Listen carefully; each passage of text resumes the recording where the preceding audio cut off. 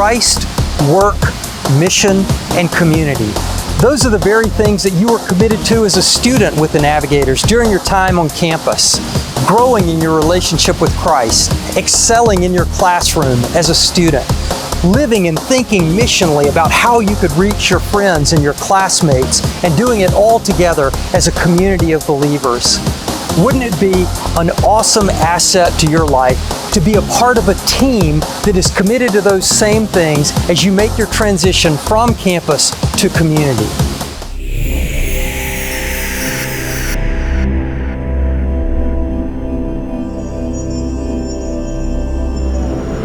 The Nav20s are built around 4 pursuits: Christ, work, mission, and community.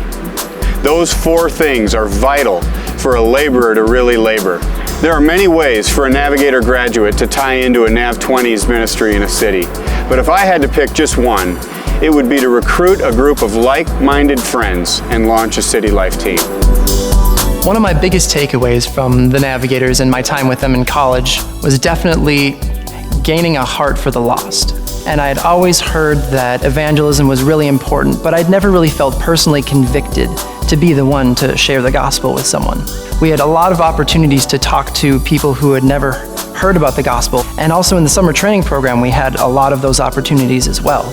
And I saw that I did have an opportunity to take that experience and bring it into my 20s and the rest of life.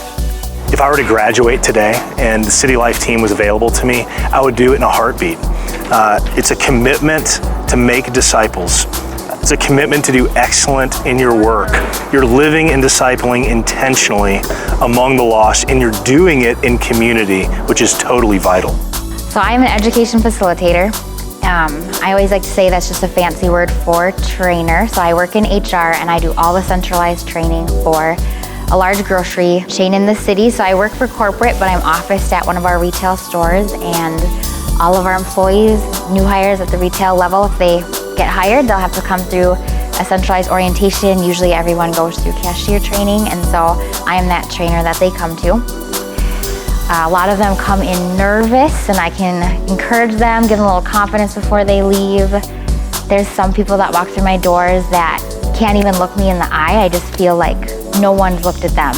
Looked them in the eye and just looked at them and just asked them how they were doing and let them know that they matter. So actually, when I first heard about City Life, I just remember thinking like, wow, that's exactly what I want to do, but now I have accountability and community, like help. What we have is an entire generation that isn't religious or church-going, and most aren't going to be reached by traditional outreach approaches. As Navigators, we have a high calling to live among our lost peers, and City Life teams are a fantastic vehicle to do just that. At the heart of what the Nav20s is doing is this: we are calling out a generation of men and women who will live and disciple among those who do not know Christ, those who don't have Christian friends, those who don't listen to Christian music and probably won't be listening to Christian radio. They don't have friends who are relating to them in meaningful ways. Won't you join us in doing our part in advancing the gospel of Jesus and his kingdom into our culture, into those places right where God has placed us? Will you join us?